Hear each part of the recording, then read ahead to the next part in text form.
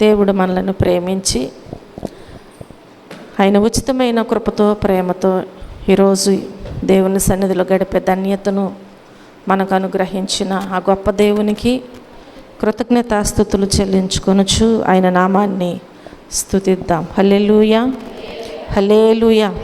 ఈరోజు మన కొరకు సిద్ధపరచబడినటువంటి వాక్య ధ్యానముగా మన అంశము పరలోకము నరకము. మన అంశం ఏమై ఉన్నది? పరలోకము నరకము. చూడండి, మొదటగా మనం చూస్తే పరలోక వాస్తవాన్ని గురించి మనం జ్ఞాపకం చేసుకుందాం. వాక్య భాగముగా యెషయా గ్రంథము 66వ అధ్యాయము 18వ వచనం నుంచి 23వ వచనం వరకు ఇలాగూ వ్రాయబడి ఉన్నది. వారి క్రియలు వారి తలంపులు నాకు తెలిసే ఉన్నవి. అప్పుడు సమస్త జనములను ఆయా భాషలు మాట్లాడు వారిని సమకూర్చెదను. వారు వచ్చి నా మహిమను చూచెదరు. నేను వారి ఎదుట ఒక సూచక క్రియను జరిగించెదను. వారిలో తప్పించుకొనిన వారిని విలుకాండ్రైన తర్షీషు పూలు లూదు అను జనుల యొద్దకును తొబాలు యావాను నివాసుల యొద్దకును నేను పంపెదను. నన్ను గూర్చిన సమాచారము విననట్టియు నా మహిమను చూడనట్టియు దూర ద్వీపవాసుల యొద్దకు వారిని పంపెదను. వారు జనములలో నా మహిమను ప్రకటించెదరు. ఇశ్రాయేలీయులు పవిత్రమైన పాత్రలో నైవేద్యమును యెహోవా మందిరములోనికి తెచ్చినట్లుగా గుర్రముల మీదను రథముల మీదను డోలీల మీదను కంచర గాడిదల మీదను ఒంటెల మీదను ఎక్కించి సర్వజనములలో నుండి నాకు ప్రతిష్ఠిత పర్వతమగు యెరూషలేమునకు మీ స్వదేశీయులను యెహోవాకు నైవేద్యముగా వారు తీసుకొని వచ్చెదరని యెహోవా సెలవిచ్చుచున్నాడు. మరియు యాజకులుగాను లేవీయులుగాను ఉండుటకై నేను వారిలో కొందరిని ఏర్పరచుకుందును అని యెహోవా సెలవిచ్చుచున్నాడు.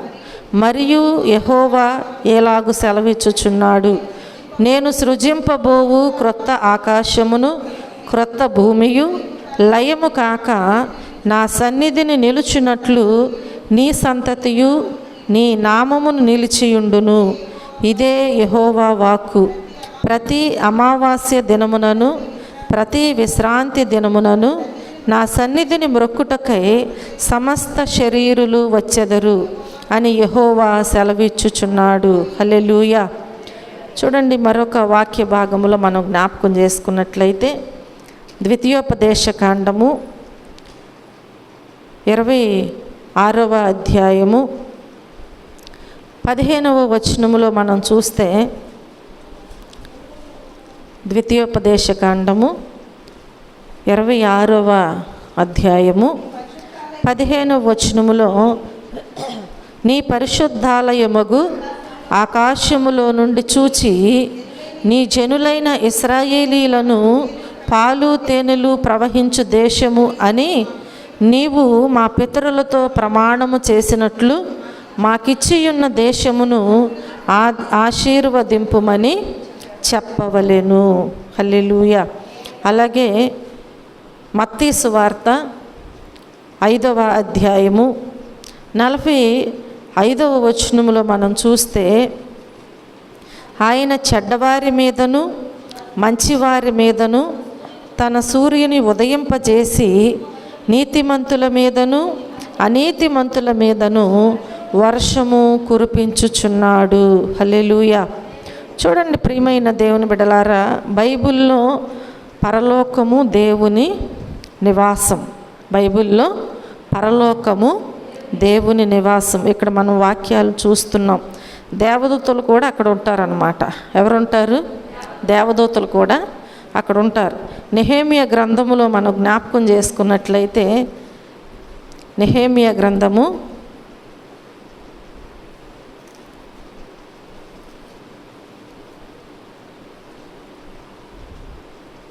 9వ అధ్యాయము 10వ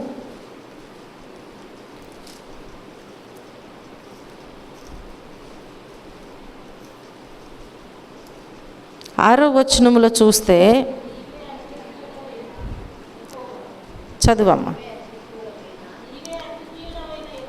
నీవే అద్వితీయుడైన యెహోవా, నీవే ఆకాశమును మహాకాశములను తన సైన్యమును భూమిని దానిలో ఉండునది అంతటిని సముద్రములను దానిలో ఉన్నది అంతటిని సృజించి. చూడండి, ఇక్కడ జ్ఞాపకం చేసుకున్నట్లయితే నెహెమ్యా గ్రంథము 9వ అధ్యాయము 6వ వచనంలో ఈ రీతిగా మనకి వ్రాయబడి ఉందన్నమాట. ఏమంటున్నారు ఇక్కడ? నీవే అద్వితీయుడవైన యెహోవా, నీవే ఆకాశమును మహాకాశములను వాటి సైన్యమును భూమిని దానిలో ఉండునది అంతటిని సముద్రములను వాటిలో ఉండునది అంతటిని సృజించి వాటినన్నిటినీ కాపాడువాడవు. ఆకాశ సైన్యమంతయు నీకే నమస్కారము చేయుచున్నది. మనకిక్కడ అర్థమవుతుంది, అద్వితీయుడైనటువంటి దేవుడు ఎలా సృష్టించి ఉన్నారు అనేది మనకిక్కడ స్పష్టంగా తెలియచేయబడుచు ఉన్నది. అలాగే మత్తయి సువార్తలో మనం జ్ఞాపకం చేసుకున్నట్లయితే 24వ అధ్యాయములో కూడా మనం దేవుని వాక్యాన్ని చూస్తే 36వ వచనములో, అయితే ఆ దినమును గూర్చియు ఆ గడియను గూర్చియు తండ్రి మాత్రమే ఎరుగును. అర్థమవుతుంది కదా? ఆ దినమును గూర్చియు ఆ గడియను గూర్చియు తండ్రి మాత్రమే ఎరుగును, కానీ ఏ మనుష్యుడైనను పరలోకమందలి దూతలైనను కుమారుడైనను ఎరుగరు. అర్థమైంది కదా? మనం జ్ఞాపకం చేసుకుంటే దేవదూతలు కూడా అక్కడ ఉంటారన్నమాట. ఇక్కడ చూస్తే దేవుని ప్రజల నివాసం కూడా పరలోకమే అవుతుంది. 2 విషయాలు మనకి ఇక్కడ స్పష్టంగా దేవుని వాక్యాల్లో తెలియజేయబడుచు ఉంటుంది. చూడండి, పేతురు రాసినటువంటి మొదటి పత్రికలో దేవుని వాక్యాన్ని మనం చూస్తే, పేతురు రాసిన మొదటి పత్రిక 1వ అధ్యాయము 4వ వచనములో చూస్తే, మన ప్రభువగు యేసుక్రీస్తు తండ్రి అయిన దేవుడు స్తుతింపబడును గాక, మృతులలో నుండి యేసుక్రీస్తు తిరిగి లేచుట వలన జీవముతో కూడిన నిరీక్షణ మనకు కలుగునట్లు, అనగా అక్షయమైనదియు నిర్మలమైనదియు వాడబారనదియునైన స్వాస్యము మనకు కలుగునట్లు ఆయన తన విశేష కనికరము చొప్పున మనలను మరలా జన్మింపజేసెను. హల్లెలూయా. చూడండి, ఈ లోకం పట్ల దేవుని ఉద్దేశాన్ని చెప్పటంతో యెషయా ప్రవచనాలు ముగుస్తున్నాయి అన్నమాట. యెషయా ప్రవచనాలు ముగుస్తూ ఉంటాయి. అలాగే మనం జ్ఞాపకం చేసుకుంటే 18వ వచనములో యెషయా గ్రంథం చదివాం కదా. యెషయా గ్రంథములోనే 18వ వచనాన్ని మనం చూస్తే 66వ అధ్యాయములో 18వ వచనములు అక్కడ ఏమని వ్రాయబడి ఉంది? వారి క్రియలు వారి తలంపులు నాకు, అర్థమవుతుంది కదా, వారి క్రియలు వారి తలంపులు నాకు తెలిసే ఉన్నవి. అప్పుడు సమస్త జనములను ఆయా భాషలు మాట్లాడు వారిని సమకూర్చెదను, వారు వచ్చి నా మహిమను చూచెదరు. అర్థమవుతుంది కదా? ఈ లోకం పట్ల దేవుని ఉద్దేశాన్ని చెప్పటంతోనే ఇక్కడ యెషయా ప్రవచనాలు ముగుస్తాయి అన్నమాట. దేవుని కుటుంబములోకి అన్ని జాతుల వారు చేర్చబడి నివాసం ఉండే స్థలము అది. ఒక జాతికి మాత్రమే ఇక్కడ ఉంటుంది అనేది లేదు, అన్ని జాతుల వారు అన్నమాట. అది ఎవరి కుటుంబం అయి ఉంది? దేవుని కుటుంబం. కాబట్టి ఈ దేవుని కుటుంబంలోకి అన్ని జాతుల వారు చేర్చబడేటువంటి నివాసం ఉండేటువంటి స్థలమై ఉన్నదనమాట. అలాగే మనం చూస్తే 22వ వచనములో ఏమని వ్రాయబడి ఉంది? నేను సృజింపబోవు క్రొత్త ఆకాశమును క్రొత్త భూమియు లయము కాక నా సన్నిధిని నిలుచున్నట్లు నీ సంతతియు నీ నామమును నిలిచియుండును. అర్థమవుతుంది కదా? దేవుని వాక్యం ఏమంటుంది? నేను సృజింపబోవు క్రొత్త ఆకాశమును క్రొత్త భూమి. అంటే ఈ ప్రవచనాలు మరలా పరాకాష్ఠకు చేరుతున్నాయి అన్నమాట. మరణం అంటే శరీరము నుండి ఆత్మ వేరైపోవడం, అవునా కాదా? మరణం అంటే శరీరము నుండి ఆత్మ ఏమవుతుంది? వేరైపోతుంది అన్నమాట. కాబట్టి ప్రియమైన దేవుని బిడ్డలారా, ఈ ఆత్మ మట్టుకు మరణానికి అవతల వైపును కూడా నిలిచి ఉండి ఏం చేస్తుందంటే భౌతికంగా శిథిలము చెందేటువంటి ఆ ప్రక్రియకు అతీతంగా ఉంటుంది. కనుక ఈ మరణమైన వెంటనే విశ్వాసి క్రీస్తుతో కూడా ఉండేందుకు వెళ్ళిపోతాడు. మరణమైన తర్వాత ఏమవుతుంది? విశ్వాసి క్రీస్తుతో కూడా ఉండటానికి వెళ్ళిపోతాడనమాట. అలాగే మనం చూస్తే రెండవ రాకడ సమయంలో దాకా కూడా, రెండవ రాకడ సమయం దాకా ఈ క్రీస్తు సన్నిధిలో ఏం చేస్తారంటే విశ్రాంతి పొందుతారు. క్రీస్తు సన్నిధిలో ఏం చేస్తారు? విశ్రాంతి పొందుతారనమాట. లేఖనాలు తీర్పు తర్వాత, లేఖనాలు మనం చూస్తే తీర్పు తర్వాత న్యాయవంతులు నివసించేటువంటి ప్రదేశంగా పరలోకాన్ని సూచిస్తున్నాయి. న్యాయవంతులు ఏం చేస్తారు? అక్కడ నివసిస్తూ ఉంటారు. ఆ నివసించే ప్రదేశముగా దేనిని సూచిస్తున్నారు? పరలోకాన్ని. ఎవరుంటారనమాట అక్కడ? కాబట్టి పరలోకాన్ని బైబిల్లో వర్ణించటం జరిగిందనమాట. అలంకారంగా ఏమవుతుంది? అది వర్ణించటం జరిగింది. ఎక్కడ? ప్రకటన గ్రంథంలో మనకి చక్కగా 21వ అధ్యాయం అంతా కూడా అక్కడ వర్ణించటం అనేది మనము చూస్తూ ఉంటాము. కనుక ప్రియమైన దేవుని బిడ్డలారా, ఈ రాత్రికాల సమయంలో ఇది సమంజసమే. ఎందుకంటే మనం ఇప్పటికే అనుభవమైన ఉన్నవాటి సహాయముతోనే కదా పరలోకాన్ని మరి మనం ఆకలింప చేసుకోగలిగేది. అలాగే పరలోకాన్ని వర్ణించినటువంటి మానవపరమైనటువంటి వివరణ ద్వారాగా దాని వాస్తవిక మహిమను మసకగా ఉన్న ప్రతిబింబాలు మాత్రమే మనము వీక్షించగలుగుతున్నాం.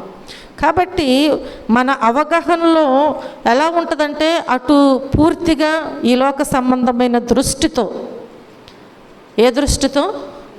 ఈ లోక సంబంధమైన దృష్టితోనూ పరలోకాన్ని అర్థం చేసుకోకూడదు. ఈ లోక సంబంధమైనటువంటి దృష్టితో పరలోకాన్ని అర్థము చేసుకోకూడదు. అలాగే ఇటు పూర్తిగా ఆత్మ సంబంధముగా భావించి ఊరుకోకూడదు. కాబట్టి అలా చేస్తే పరలోకం ఒక కలలాగా మాత్రమే అనిపిస్తూ ఉంటుందన్నమాట. ఎవరికైనా ఆలోచించే వారికి అది ఎలా ఉంటుందంటే ఒక కలలాగా అనిపిస్తూ ఉంటుంది. కనుక మనకు చివరిలో కలగబోయే స్థితిని గురించి ఎప్పుడూ ఆలోచించిన మన ప్రభువు బాధల్లోని ముఖ్యాంశమైనటువంటి పునరుద్ధానాన్ని మనం ఏం చేయాలంటే దృష్టిలో ఉంచుకోవాలి ఎప్పుడు కూడా. ఆయన కొన్ని విషయాలు మనకి చాలా స్పష్టంగా తెలియచేసినటువంటి దేవుడు. కాబట్టి మనం దేనిని జ్ఞాపకంలో ఉంచుకోవాలి అంటే మన దేవుని యొక్క పునరుద్ధానాన్ని మనము జ్ఞాపకములో ఉంచుకోవాలి, అంటే దృష్టిలో ఉంచుకోవాలి. ఏం చెప్పారు దేవుడు? యోహాను సువార్త 5వ అధ్యాయంలో మనం చూస్తే 5వ అధ్యాయము యోహాను సువార్త 28, 29 వచనాల్లో దీనికి ఆశ్చర్యపడకుడి, ఒక కాలము వచ్చుచున్నది, ఆ కాలమున సమాధులలోనున్న వారందరూ ఆయన శబ్దము విని మేలు చేసిన వారు జీవ పునరుద్ధానమునకును కీడు చేసిన వారు తీర్పు పునరుద్ధానమునకును బయటకు వచ్చెదరు. అర్థమైంది కదా ఏం జరుగుతుంది అక్కడ? దేవుడు స్పష్టంగా మనకు చెప్పారు. అంటే మనకు చివరిలో కలగబోయే స్థితిని గురించి ఎప్పుడు ఆలోచించినా మన ప్రభువు బాధల్లోని ముఖ్యాంశమైన పునరుద్ధానాన్ని మనం ఎప్పుడు కూడా దృష్టిలో ఉంచుకోవాలి. కాబట్టి నిజమైన పరలోకములో మనం ఉండాలంటే మనకు పునరుద్ధాన దేహం ఉండాలి. అర్థమైందా? నిజమైన పరలోకములో మనము ఉండాలంటే మనకేముండాలి? పునరుద్ధానమైన దేహం ఉండాలి. మన ప్రభువు మహిమ దేహము లాంటిదే ఇది. అది అక్షయమైనది అన్నమాట. అదేమై ఉంది? అక్షయమై ఉన్నది. ప్రస్తుతం మన దేహాలతో దానికి సంబంధం పోలిక ఉంటుంది. కానీ ఇప్పటి స్థితికి అతీతమైన ప్రభావం మహత్తు ఆ దేహానికి ఉంటుందన్నమాట. కనుక తన ప్రజల కోసం దేవుడు ఒక మహిమాన్వితమైనటువంటి గమ్యాన్ని, అతి వాస్తవమైన పరలోకాన్ని సిద్ధంగా ఉంచాడు. అందుకోసం ఆయనకు మనం ఏం చేయాలి? ఎల్లప్పుడూ కూడా ఏం చేయాలండి? కృతజ్ఞతాస్తుతులు చెల్లించే వారముగా ఉండాలి. చెల్లిద్దామా? హల్లెలూయా. ఎన్నిక లేని మన కోసం దేవుడు అంత చక్కటి త్యాగాన్ని చేసి ఉంచారు. చూడండి, యెషయా గ్రంథములో ఈ 66వ అధ్యాయములో దేవుని వాక్యము 22వ వచనములో మనం చదివాం కదా. అలాగే నెహెమియా 9:6 చదివామా? ప్రకటన గ్రంథము 22వ అధ్యాయం 1వ వచనములో ఉంది, క్రొత్త ఆకాశము, క్రొత్త భూమి, ఇవన్నీ వ్రాయబడి ఉన్నవి. యోహాను సువార్తలో చదివాం కదా. అలాగే కొరింథీయులకు రాసినటువంటి మొదటి పత్రికలో కూడా మనం చూస్తే 15వ అధ్యాయము 54వ వచనములో, ఈ క్షయమైనది అక్షయతను ధరించుకొనినప్పుడు, ఈ మర్త్యమైనది అమర్త్యతను ధరించుకొనినప్పుడు విజయమందు మరణము మృంగివేయబడెను అని వ్రాయబడిన వాక్యము నెరవేరును. అర్థమైంది కదా. దేవుని వాక్యములో ఈ క్షయమైనది అక్షయతను ఏం చేస్తుందంట? ధరించుకుంటుందంట. ధరించుకొనినప్పుడు ఈ మర్త్యమైనది అమర్త్యతను ధరించుకొనినప్పుడు విజయమంది ఏమవుతుంది? ఇప్పుడు మరణము మృంగివేయబడుచున్నది అని దేవుని వాక్యములో ముందుగానే వ్రాయబడెను. హల్లెలూయా. చూడండి, ఇప్పుడు మనము పరలోకము నరకము అనుకున్నాం కదా. మన అంశము పరలోక వాస్తవాన్ని నేను మీకు ఇప్పుడు వరకు తెలియచేశాను. అలాగే నరకము యొక్క వాస్తవాన్ని మనం జ్ఞాపకం చేసుకున్నట్లయితే ప్రకటన గ్రంథము 20వ అధ్యాయములో చూడండి. ప్రకటన గ్రంథము 20వ అధ్యాయము 10వ వచనం నుంచి 15వ వచనం వరకు చూస్తే దేవుని వాక్యములో తెలియచేయబడుచున్నది కదా. వారిని మోసపరిచిన అపవాది అగ్ని గంధకములు గల గుండములో పడవేయబడెను. అచ్చట ఆ క్రూర మృగమును అబద్ధ ప్రవక్తయు ఉన్నారు. వారు యుగయుగములు రాత్రింబగళ్ళు బాధింపబడుదురు. మరియు ధవళమైన మహాసింహాసనమును దాని యందు ఆసీనుడయ్యున్న యొక్కనిని చూచి తిని, భూమి ఆకాశములు ఆయన సముఖము నుండి పారిపోయెను. వాటికి నిలువ చోటు కనబడకపోయెను.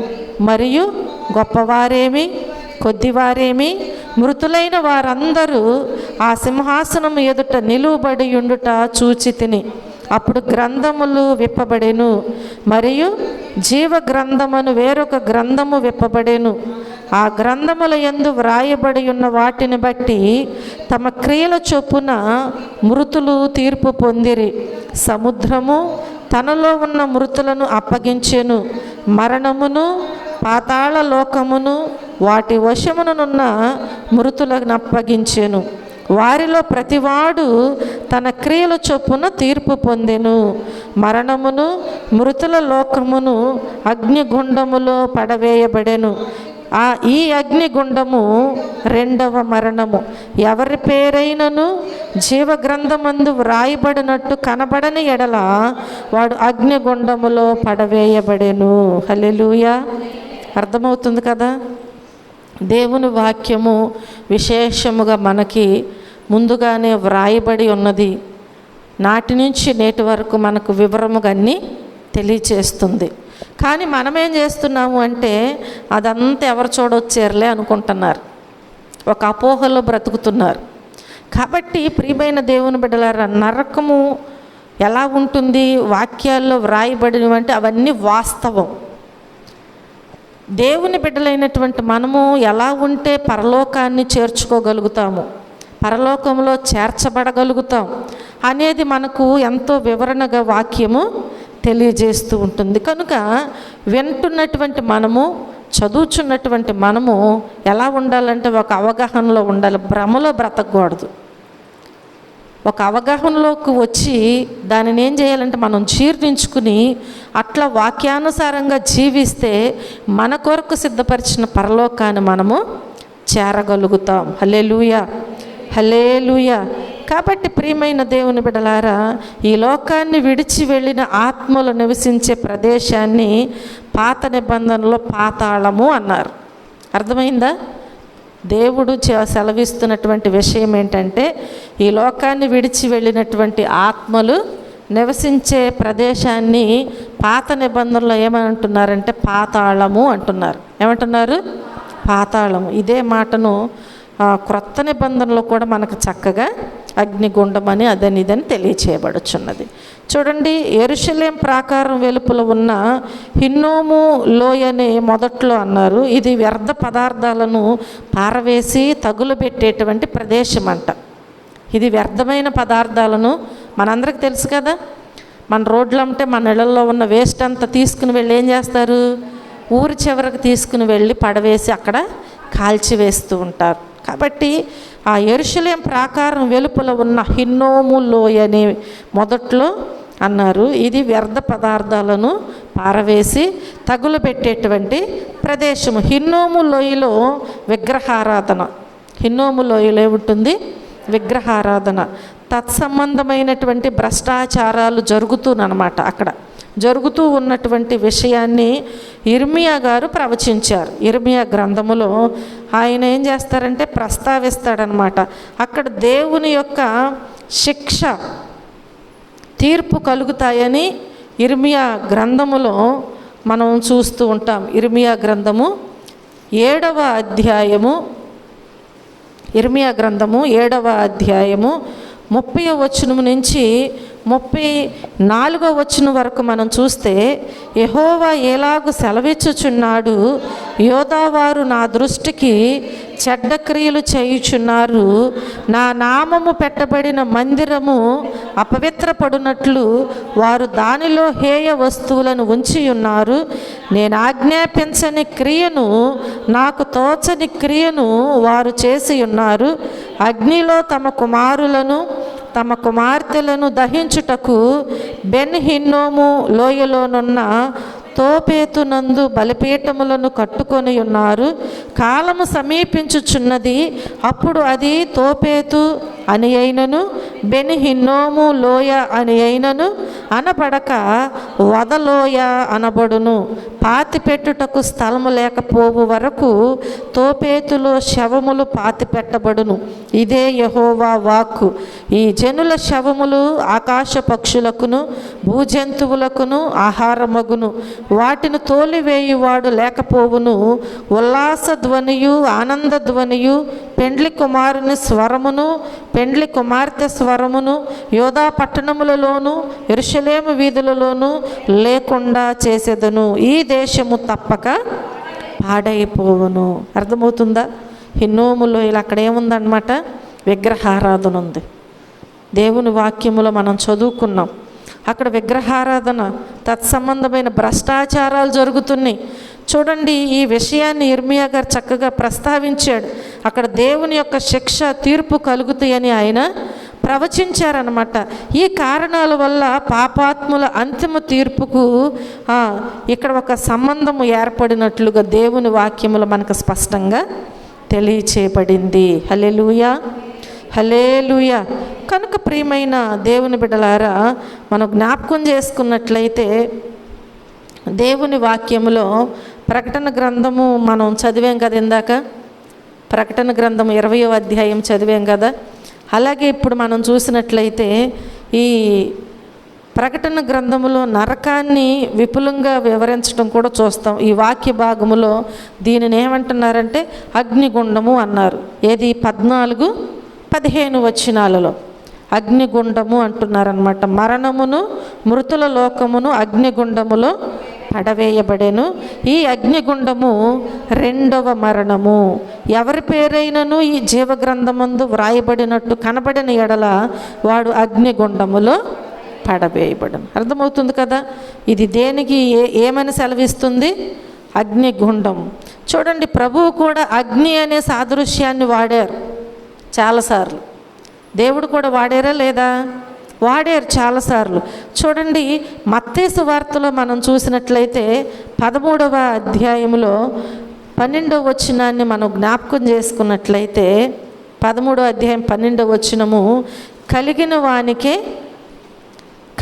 వానికే ఇయ్యబడును, వానికి సమృద్ధి కలుగును, లేని వానికి కలిగినదియు వాని యొద్ద నుండి తీసివేయబడును. మరియు వారు చూచుచుండియు చూడరు, వినుచుండియు వెనకయు గ్రహింపకయునున్నారు. ఎలా ఉన్నారంట వీళ్ళు? 13వ అధ్యాయం 12వ వచనంలో మనకు తెలియచేయబడుచున్నది. ఎలా ఉన్నారు వీళ్ళు కదా? గ్రహించకుండా ఉన్నారు. కాబట్టి దేవుడు ఏమంటున్నారు? కలిగిన వానికి ఇవ్వబడుతుంది, వానికి సమృద్ధి కలుగుతుంది, లేని వానికి కలిగినది వాని యొద్ద నుండి తీసివేయబడుతుందంట. కాబట్టి మనం జాగ్రత్తగా ఉండాలి. అలాగే 25వ వచనములో మనం చూస్తే, మనుషులు నిద్రించుచుండగా అతని శత్రువు వచ్చి గోధుమల మధ్యను గురుగులు విత్తిపోయెను. ఎప్పుడొస్తాడంట శత్రువు? నిద్రించుచుండగా. అలాగే మనం చూసినట్లయితే 30వ వచనములో చూస్తే, కోతకాలము వరకు రెంటిని కలిసి ఎదుగునీయుడి, కోతకాలమందు గురుగులను ముందుగా కూర్చి వాటిని కాల్చివేయుటకు కట్టలు కట్టి గోధుమలను నా కొట్టులో చేర్చి పెట్టుడని కోతగాండ్రతో చెప్పుదున నేను. ప్రభువు సెలవిస్తున్న మాటలు ఇవన్నీ. మనమేమనుకుంటామంటే గురుగులు గోధుమలు అంటే మనం తీసుకునే ఆహార పదార్థాలు ఉన్నాయి కదా, అవి అనుకుంటాం. చూడండి ప్రియమైన దేవుని బిడ్డలారా, మనం జ్ఞాపకం చేసుకుంటే మన జీవిత విధానాలను బట్టి మనం చనిపోయిన తర్వాత మన ఆత్మ ఎలా ఉంటుందో తీర్పును గురించి ఇవన్నీ దేవుడు ముందుగానే హెచ్చరికలు చేశారనమాట. కొన్ని వాటితో దేవుడు పోల్చి మాట్లాడుచూ ఉంటున్నారు. కాబట్టి ఇప్పుడు మనం ఏం చేయాలి అంటే, ఆయన వాడిన మరొక సాదృశ్యము చీకటి. ప్రభువు ఫస్ట్ ఆయన సాదృశ్యాన్ని అగ్ని అనే సాదృశ్యాన్ని వాడారు. రెండవదిగా ఆయన వాడిన సాదృశ్యం ఏంటి అంటే చీకటి. చూడండి మత్తయి సువార్త 8వ అధ్యాయంలో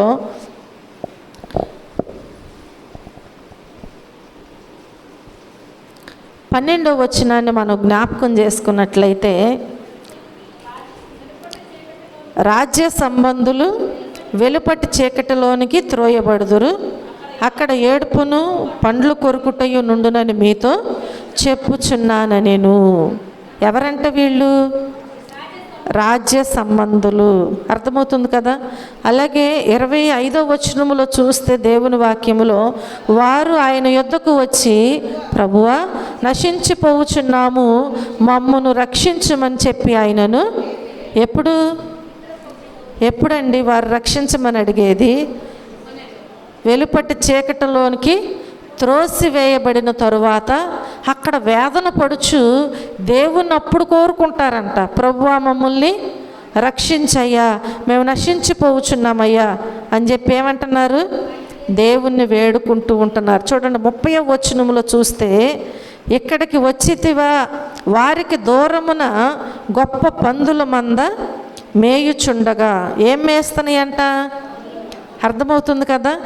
వారికి దూరమున పందుల మంద మేయుచూ ఉన్నాయంట. కాబట్టి ఇప్పుడు అక్కడికి ఏమవుతుంది? అది స్టోరీ మనకు తెలుసు కదా. అపవాది దుష్టుణ్ణి దేనిలోకి పంపించాడు? అది అలాంటి దుస్థితికి మనము వెళ్ళకుండానే, అంటే అపవాది ఒడ్డులో మనము పడకుండా మనం ఏం చేయాలి? వెలుగు సంబంధులుగా ఉండాలి. చీకటి సంబంధులుగా ఉండటానికి వీల్లేదు. కాబట్టి ఉన్నదన్నట్టుగా తీసుకుంటే ఇవి రెండు ఒకదానికొకటి వ్యతిరేకమా కాదా? వెలుగుకి చీకటికి సంబంధమే లేదు. ఈ రెండు కూడా ఒకటికొకటి ఏమవుతుందన్నమాట? వ్యతిరేకం. ఎందుకంటే మంటలు రగులుకుంటున్న చోటు ఏముంటుందండి కదా? అగ్నికి చీకటికి ఎంత వ్యతిరేకం ఉందో మనందరికీ తెలుసు. కాబట్టి ఇప్పుడు అక్కడ మంటలు రగులుకున్నప్పుడు అక్కడ ఏం కనిపిస్తుంది? మనకి ఏం కనిపిస్తుంది? ఏం చోటు చేసుకుంటుంది? వెలుగు కనిపిస్తుంది. మంట ఉన్న దగ్గర ఏముంటుంది? వెలుగు కనిపిస్తూ ఉంటుంది. ఒకటి మనం గుర్తుంచుకోవాలి ఏంటంటే, మనకి ఇప్పటిదాకా అనుభవంలోకి రాని సంగతిని గురించి బైబిల్ వివరించేందుకు ఎప్పుడు కూడా ప్రయత్నిస్తూనే ఉంటుంది.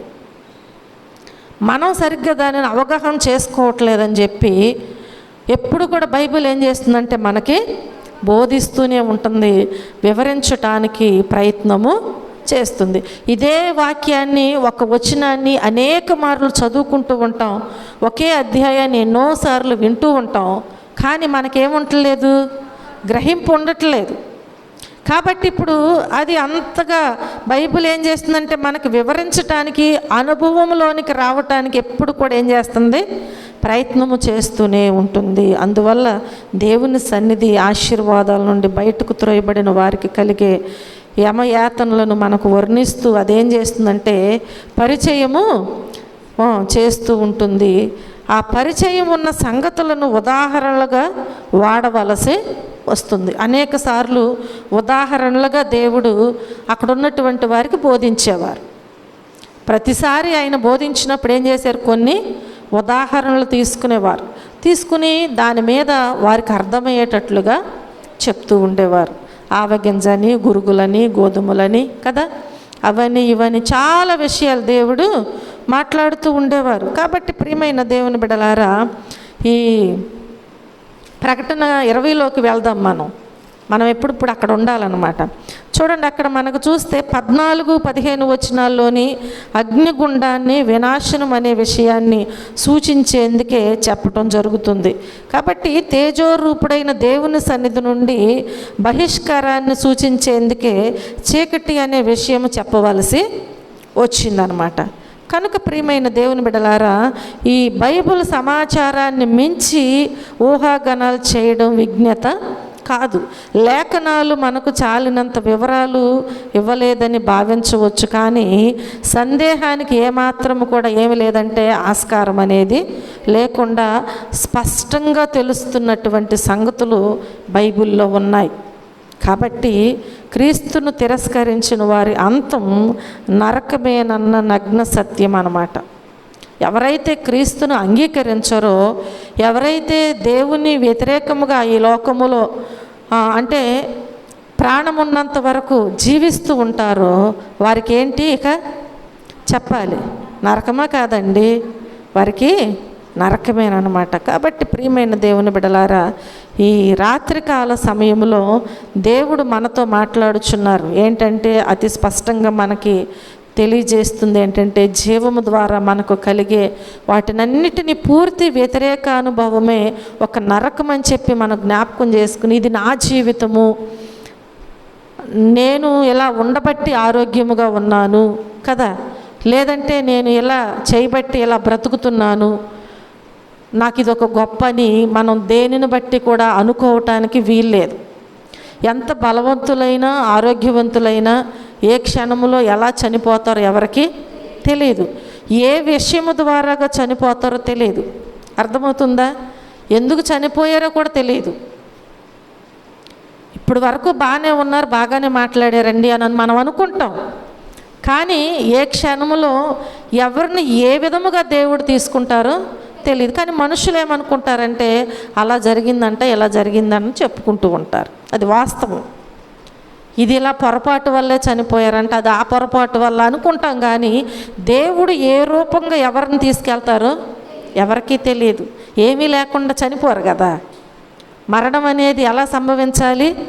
ఏదో ఒక రూపంగా సంభవించాలి. యాక్సిడెంట్ అవ్వచ్చు. మనం అనుకుంటాం ఆయుష్ ఉంది కానీ అతివేగంగా వెళ్ళటం వల్ల చనిపోయాడు అనుకుంటాం, కానీ ఏ విధంగా ఎవరు ఎలా చనిపోతారో తెలియదు. కాబట్టి దేవుడిచ్చినటువంటి ఆయుష్తో, ఆరోగ్యముతో మనం ఏం చేయాలంటే క్రీస్తుకు విరోధముగా జీవించకుండా ఎప్పుడు కూడా దేవునికి సన్నిహితముగా మనము జీవిస్తూ ఉండాలి.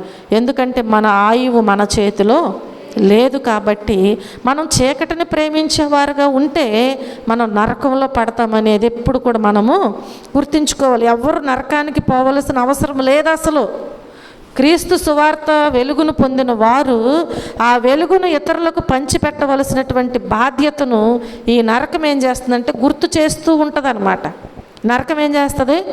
గుర్తు చేస్తూ ఉంటుంది. రక్షణ సందేశాన్ని మనం ఏం చేయాలంటే మరింత ఆసక్తితో అందరికీ అందించాలనే కానీ ఆశతోనే ఉండాలి, కానీ మనకెందుకు అన్నట్టుగా ఉండటానికి అదే దేవుడు కోరుకుంటున్నారు, వేడుకుంటున్నారు అని చెప్పి మనము జ్ఞాపకం చేసుకోవాలి. ప్రియమైన దేవుని బిడ్డలారా, ఈ 20వ అధ్యాయంలో 21వ వచనములో మనం చూసినట్లయితే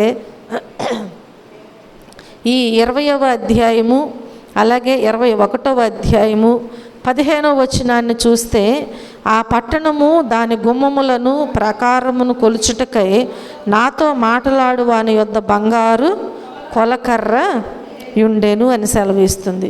చూడండి, దెసలోనికలకు రాసినటువంటి 2వ పత్రికలో దేవుని వాక్యాన్ని మనం చూస్తే, దెసలోనికలకు రాసిన 2వ పత్రిక 1వ అధ్యాయము 9వ వచనాన్ని చూస్తే, ఆ దినమున తన పరిశుద్ధుల యందు మహిమ పరచబడుటకును విశ్వసించిన వారందరి యందు ప్రశంసింపబడుటకును ప్రభు వచ్చినప్పుడు అట్టి వారు ఆయన సముఖము నుండి ఆయన ప్రభావమందలి మహిమ నుండి పారదోలబడి నిత్య నాశనమును దండన పొందుదురు. ఎలయనగా మేము మీకు ఇచ్చిన సాక్ష్యము మీరు నమ్మితిరి. హల్లెలూయా, హల్లెలూయా.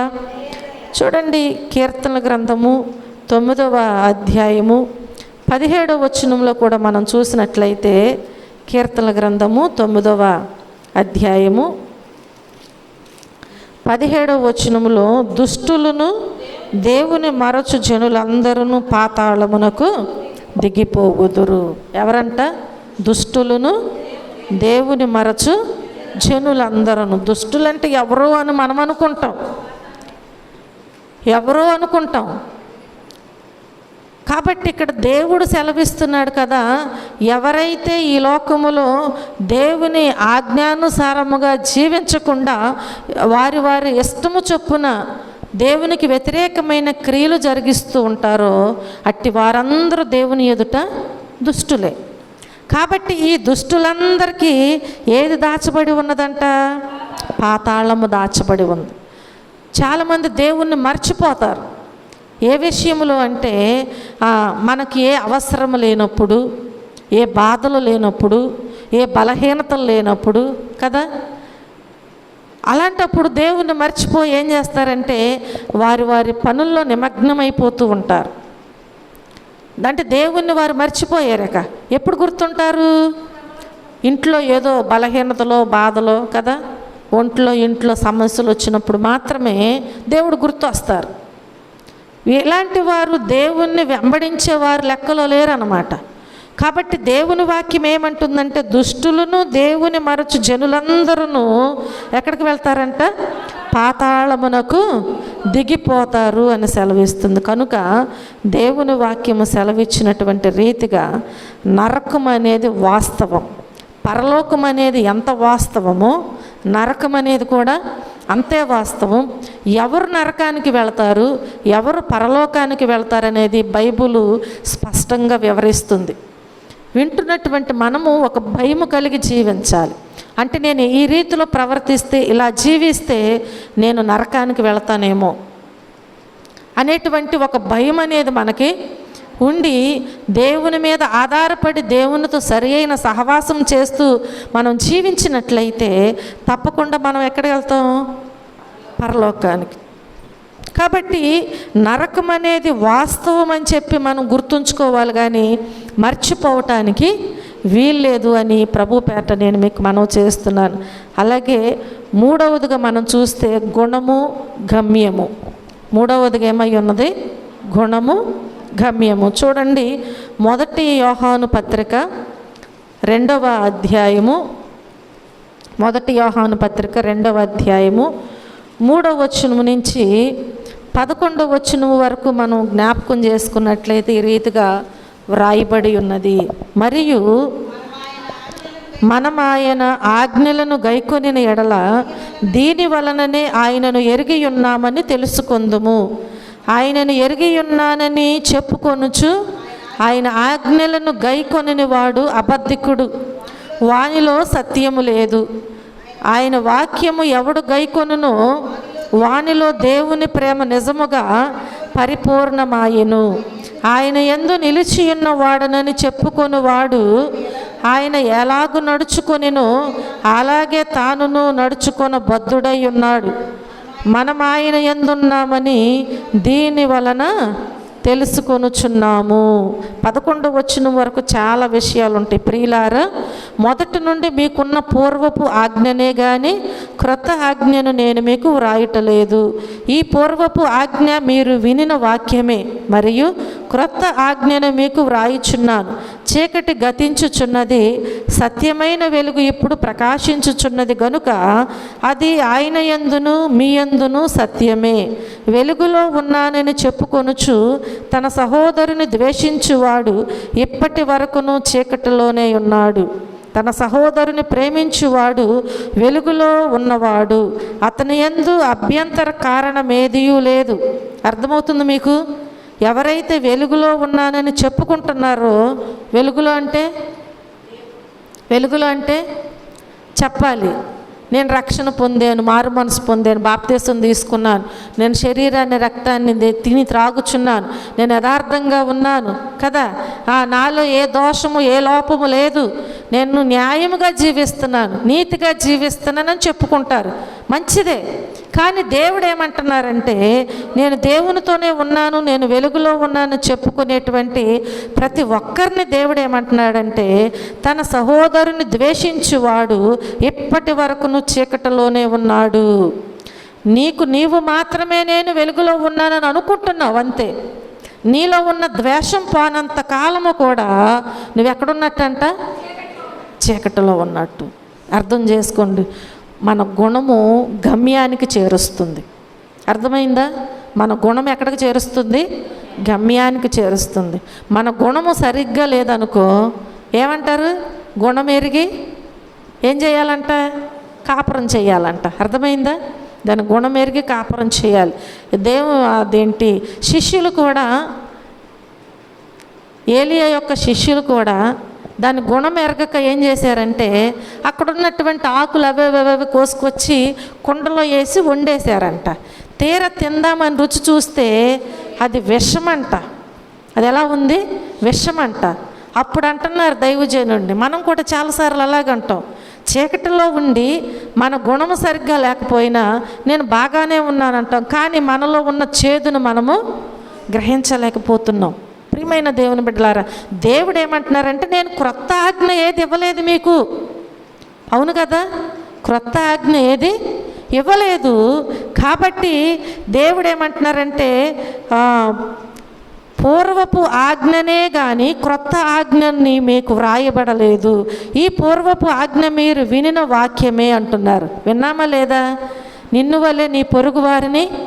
దేవుడిచ్చిన ఆజ్ఞలు కదా రెండు, అన్నిటిలో ఉన్నవి 2 ఆజ్ఞలు దేవుడిచ్చారు. ఏంటవి? దేవుణ్ణి సేవించాలి, రెండవది ప్రేమించాలి కదా. కానీ మనమేమనుకుంటున్నాం? నేను వెలుగులోనే ఉన్నాను అంటే నాకు ఎవరి మీద ఏ ద్వేషము, అసూయ, కక్షలు, విభేదాలు ఏమీ లేవు, నాలో ఏ చేదు లేదు. అందుకని దేవుని వాక్యం అంటుంది కదా, మనిషి కంట నిలువెల్ల విషమేనంట. ప్రియమైన దేవుని బిడ్డలారా, దేవుని వాక్యం అంటుంది కదా, ఒకవేళ నీవు చెప్పుకున్నట్లయితే, నీ సహోదరుని ద్వేషించినట్లయితే ఇప్పటి వరకు ఇంకా నీవు ఎక్కడున్నట్టంట? చనిపోయేదాకా అలాగే ఉంటే చెప్పాలి, అంతే కదా. చీకటిలో ఉండి నువ్వు చనిపోతే ఇప్పుడు నీ ఆత్మ ఎక్కడికి వెళ్తుంది? అంతే. నేను రక్షణ పొందాను, కంపల్సరిగా నేను దేవుని దగ్గరికి వెళ్తానని అనుకోవద్దు. నీ గుణమే నిన్ను గమ్యానికి చేరుస్తుందనేది వాస్తవమని దేవుని వాక్యం మనతో మాట్లాడుచూ ఉంటుంది. తన సహోదరుని ప్రేమించేవాడు వెలుగులో ఉన్నట్టు, అంతేనంట. ఎవరిని ప్రేమించేవారు? తన సహోదరు. అంటే ఎవరినైనా ఈ లోకములో నువ్వు ద్వేషించడానికి వీల్లేదు. ప్రేమించు నీకు చేతనైతే. అలా ప్రేమించువాడు ఎక్కడున్నట్టు? వెలుగులో ఉన్నవాడు. అతని యందు అభ్యంతర కారణం ఏది ఉండదంటే, ఇంకా తన సహోదరుని ద్వేషించేవాడు చీకటిలో ఉండి చీకటిలో నడుచుచున్నాడు. చీకటి అతని కన్నులకు గ్రుడ్డితనము కలుగు చేసెను గనుక తానెక్కడికి పోవుచున్నాడో అతనికి తెలియదంట. చీకటి అంటే గుడ్డివాడితో సమానము. కాబట్టి ఇప్పుడు దేవుని వాక్యం ఏమంటుంది? గుడ్డివాడు ఎక్కడికి నడుస్తున్నాడు, ఎటు వెళ్తున్నాడో వాడికి తెలియదు. అలా దేవుని బిడ్డలైనటువంటి మనం ఉండటానికి వీల్లేదు అని దేవుని వాక్యం సెలవిస్తుంది. దీని వలననే ఆయనను ఎరిగి ఉన్నామని మనము తెలుసుకుందాము. అర్థమవుతుందా? ఇది యోహాను రాసిన మొదటి పత్రిక లక్షణాన్ని ప్రతిబింబించేటువంటి వాక్యమని మనం మర్చిపోవటానికి వీల్లేదు. నిజమైన క్రైస్తవునికి 3 లక్షణాలు ఉంటాయి అన్నమాట. అర్థమవుతుందా? నిజ క్రైస్తవుని 3 లక్షణాలు అంటే ఏంటి? యోగ్యమైన గుణగణాలు, సరి అయిన సంబంధాలు, నిజమైన నమ్మకాలు. నిజమైన క్రైస్తవునికి ఉండాలి ఇవి. నమ్మకం ఉండాలి, పరలోకం ఉందనే నమ్మకం ఉండాలి, నరకం ఉందనే నమ్మకం ఉండాలి. అర్థమవుతుందా? కాబట్టి ప్రియమైన దేవుని బిడ్డలారా, యోగ్యమైన గుణగణాలు ఉండాలి మనకి. ఒక పిల్లని తెచ్చుకునేటప్పుడు ఎన్నో ఆలోచిస్తున్నాం. కట్నం కావాలి, ఇంకేం కావాలి? అందంగా ఉండాలి, జడబారుగా ఉండాలి, హైట్గా ఉండాలి. ఇంకా వాస్తవమే కదా, ఎవరైనా, నేనైనా, మీరైనా, ఎవరైనా చాలా ఆశలు ఉంటాయి అన్నమాట. మన అబ్బాయి ఎలా ఉన్నా సరే, అవునా కాదా? ఎవరికైనా సహజమే ఇది. చూడండి, ఈ లోకంలో ఒక పిల్లని తెచ్చుకోవటానికి ఎన్నో గుణగణాలు ఇన్ని ఉన్న తర్వాత అసలు వాళ్ళ ఫ్యామిలీ ఏంటి, వాళ్ళ తాతల ముత్తాతల కానించి అసలు వాళ్ళు ఎలాంటి వారు ఏంటి, అసలు పిల్ల ఎలాంటిది, ఎన్ని గుణగణాలు వెతుకుతూ ఉంటామో. చూడండి, దేవుడు కూడా వెతుకుతాడా లేదా? స్కాన్ చేసేస్తాడంతే, ఒక మిషన్ లాగా. మనమైతేనేమో ఎంక్వైరీలు చెయ్యాలి, వాళ్ళని వీళ్ళని అడగాలి. వాళ్ళు నిజం చెప్పారు అబద్ధం చెప్పారు మనకు తెలియదు. ఆ పిల్ల మంచిదేనట, మంచిదేనయ్యా అంటే మంచిదేనంట అనుకుంటాం అంతే. ఆ పిల్లోడు మంచివాడేనంటే మంచివాడేనంటే మనం నమ్ముతాం. కానీ దేవుడు అలా మన మనుషుల మాటల వల్ల నమ్మే దేవుడు కానీ, ఆయన స్కాన్ చేస్తారంతే. ఆయన కనుదృష్టి లోకమందంతటా సంచారము చేస్తుంది. అసలు తల్లి గర్భంలో పిండముగా రూపించబడక మునిపి ఆయన మనలను గుర్తించిన దేవుడు. హల్లెలూయా.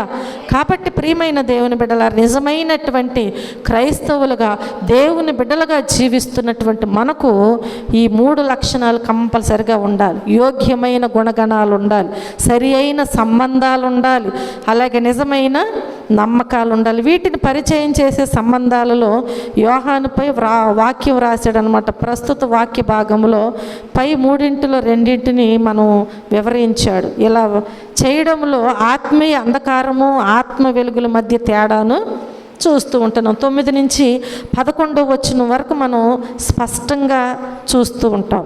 కాబట్టి ఒక వ్యక్తి గుణ లక్షణాలు ఈ లోకములో అతను బ్రతుకునే కాకుండా, ఒక వ్యక్తి యొక్క గుణ లక్షణాలు ఈ లోకములో తన బ్రతుకునే కాకుండా నిత్యత్వములో కూడా అతని స్థితిని నిర్ణయిస్తాయని ఇక్కడ వాక్యము తెలియజేస్తుంది.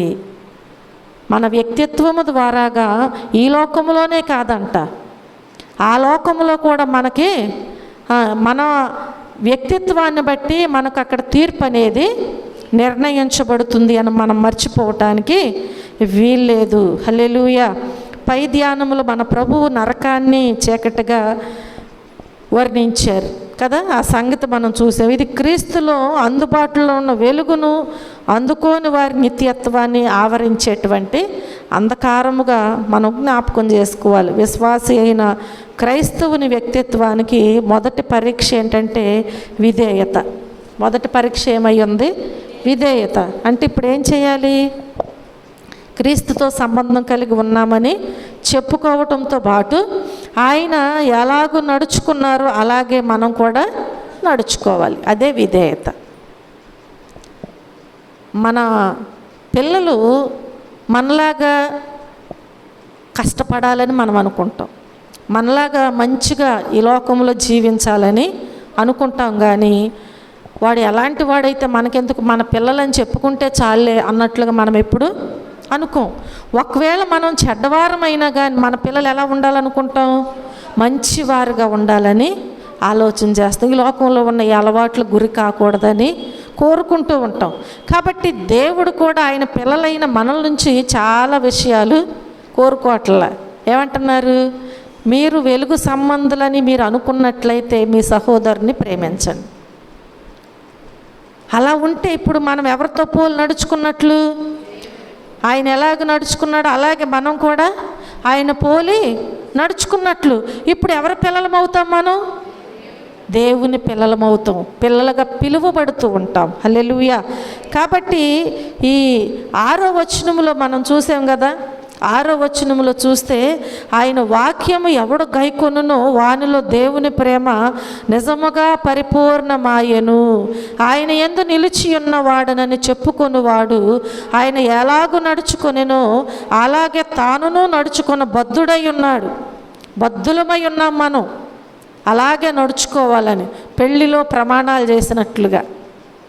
కాబట్టి ప్రియమైన దేవుని బిడ్డలారా, మనం ఎవరి యందు ఉన్నామంటే దేవుని యందు ఉన్నామని మనము తెలుసుకోవాలి. తెలుసుకుని మనము జీవించాలి అని దేవుని వాక్యము స్పష్టంగా మనకు తెలియజేస్తుంది. యోహాను వాడుతున్న భాష ఖచ్చితంగాను అతి స్పష్టంగా ఇక్కడ మనకు తెలియజేయబడుచున్నది.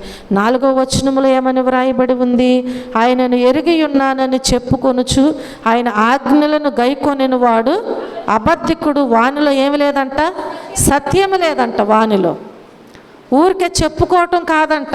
అలా చెబితే ఇంకా మరి ఎక్కువ తీర్పులోకి వెళ్ళిపోతాం సరి చేసుకోకుండా. ఆయనను మనం ఎప్పుడు కూడా నిర్లక్ష్యముగా ఉండటానికి వీల్లేదు. ఆయనను ఎరిగి ఉన్నామని అబద్ధం చెప్పటానికి వీల్లేదు. అలాగూ మనం చెప్పినట్లయితే ఆయన ఆజ్ఞలను గైకొన్నవాడు ఎలాంటి వాడంట? అబద్ధికుడు, వానిలో ఏమి లేదు, సత్యము లేదు. దేవుని పట్ల విధేయత ఒక వ్యక్తి అంతిమ లక్షణాన్ని నిర్ణయిస్తుందన్నమాట. నిజమైన విశ్వాసము వలన విధేయత తప్పకుండా కలుగుతుంది. ఎవరైతే నిజముగా విశ్వాసులుగా జీవిస్తూ ఉంటారో వారు తప్పకుండా ఏం చేస్తారు?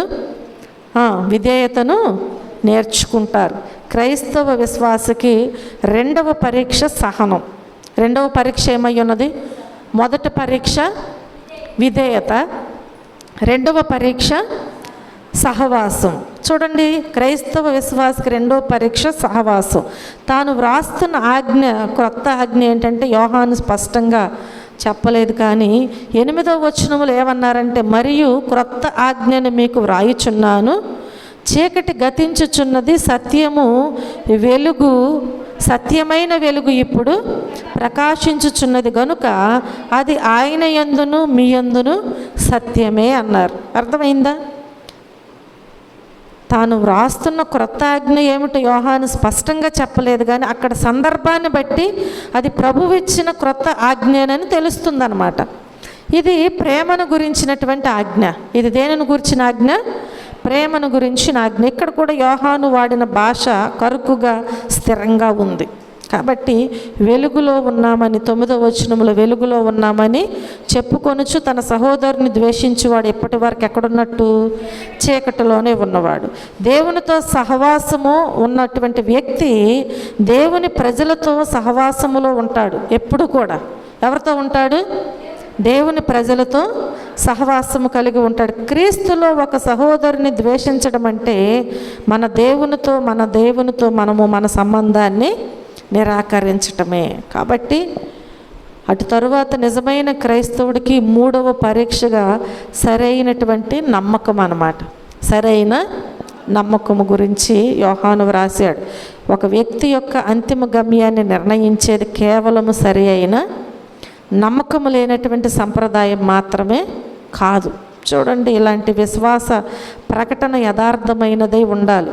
ఇది యథార్థమైనటువంటిది కాదా అన్నదాన్ని దేవుడు మాత్రమే గమనించగలడనమాట. అయితే ఒక వ్యక్తి ప్రవర్తనలో దేవుని మార్గాల పట్ల అతడు చూపే విధేయతలో మనం చూస్తే ఇది బయటపడిపోతూ ఉంటుంది. దేవుని ప్రజలందరితోనూ మన సహవాసాన్ని మరింత లోతైనదిగా చేయాలని, ఆయన మార్గాలకు మనం విధేయులు కావాలని కోరి మనం ఏం చేయాలంటే ప్రార్థన చేయాలి. ఇక్కడే మొదటి యోహాను వ్రాసినటువంటి పత్రిక 2వ అధ్యాయంలో 3 నుంచి 6వ వచనం వరకు చూస్తే, మరియు మనం ఆయన ఆజ్ఞలను గైకొనిన ఎడల దీని వలననే ఆయనను ఎరిగి ఉన్నామని తెలుసుకుందాం. ఇలా చాలా విషయాలు ఇక్కడ వ్రాశారు. అలాగే చూస్తే 6వ వచనములో కూడా మనం చూస్తూ ఉంటాం, వానిలో దేవుని ప్రేమ నిజముగా పరిపూర్ణమాయెను. ఆయన యందు నిలిచి ఉన్నవాడని చెప్పుకొనివాడు ఆయన ఎలాగూ నడుచుకొనెనో అలాగే తానును నడుచుకొని బద్ధుడై ఉన్నాడు. మనం ఆయన యందు ఉన్నామని దీని వలన తెలుసుకొనుచున్నాము. అంటే ఏంటి, ఇక్కడ మనం చూస్తే దేవునితో సరి అయిన సహవాసము, అలాగే సరి అయినటువంటి నమ్మకము గురించి మనకు తెలియచేయబడుచు ఉంటుంది. 11వ వచనంలో కూడా మనకు అదే వ్రాయబడుతుంది. ఏంటి ఆ నమ్మకము అంటే, తన సహోదరుని ద్వేషించువాడు చీకటిలో ఉండి చీకటిలో నడుచుచున్నాడు, చీకటి అతని కన్నులకు గ్రుడ్డితనము కలుగజేసెను గనుక తానెక్కడికి పోవుచున్నాడో అతనికి తెలియదు. ఇలాంటి విశ్వాస ప్రకటన యథార్థమైనదై ఉండాలి. కనుక ప్రియమైన దేవుని బిడ్డలారా, ఇది యథార్థమైనదా కాదా అన్నదాన్ని దేవుడు మాత్రమే గమనించగలడు. మనం చీకటిలో నడుస్తున్నామా, వెలుగులో ఉంటున్నామా? ఎవరు గమనించగలరు? దేవుడు మాత్రమే గమనించగలరు. అయితే ఒక వ్యక్తి ప్రవర్తనలో దేవుని మార్గాల పట్ల అతడు చూపే విధేయతలో ఇదేమవుతుందంటే కొన్నిసార్లు బయటపడిపోతూ ఉంటుంది.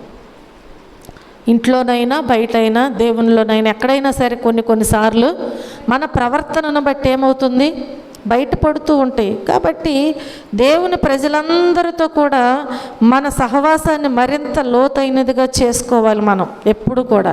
అంతేగాని అపనమ్మకస్తులుగా అవిశ్వాసులుగా ఈ లోకంలో జీవించటానికి వీల్లేదు. చీకటితో మనం సంబంధం కలిగి ఉండటానికి వీల్లేదు. కాబట్టి ఇక్కడ మనకి కొన్ని విషయాలు స్పష్టంగా ఈ యోహాను పత్రికలో మంచిగా మనకు రాసి తెలియచేసి ఉన్నారు. ఈ వాక్యాలు చదువుచున్నప్పుడు వింటున్నప్పుడు మనలో ఒక పరివర్తన రావాలి.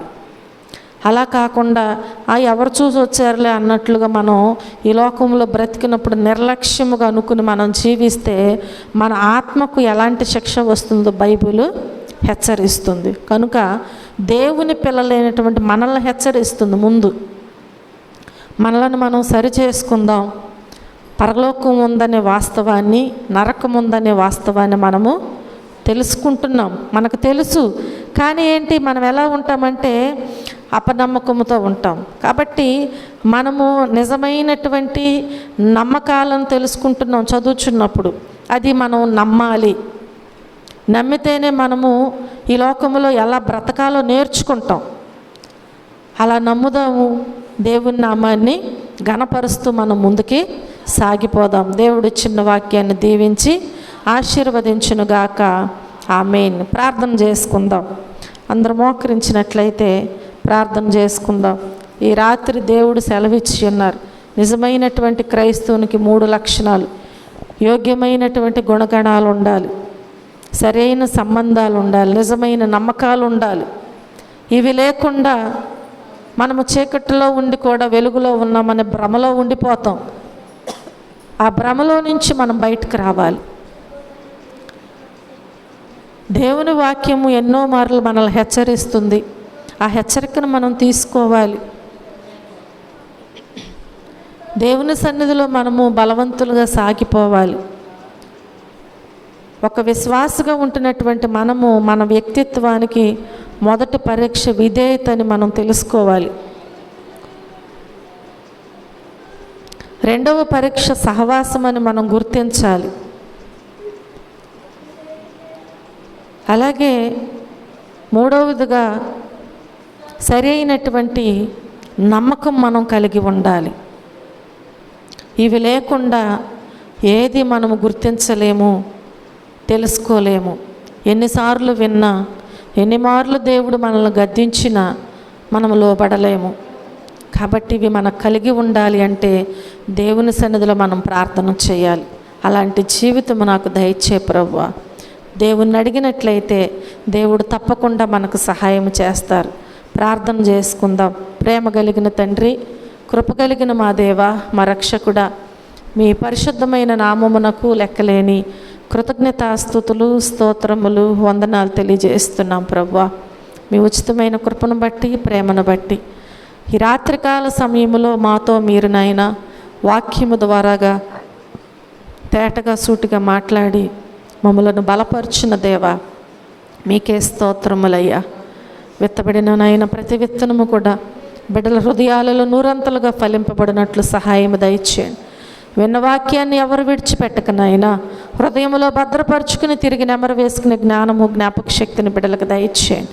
వాక్యానుసారముగా జీవిస్తూ మీరు ఇచ్చినటువంటి హెచ్చరికల్లోనైనా దేనిని విడువక నా ప్రభువా మీకు లోబడుచు అయా విధేయత కలిగి సరి అయిన సహవాసము కలిగి నిజమైన నమ్మకముతో ముందుకు సాగిపోవునట్లు మీ కృప అందించమని, మీరే మహిమ ఘనత ప్రభావములు పొందమని యేసుక్రీస్తు అతి శ్రేష్టమైన నామములో ఈ ప్రార్థన మనవులు అడిగి వేడుకుని పొందుకొని నాము మా పరలోకపు తండ్రి. ఆమేన్.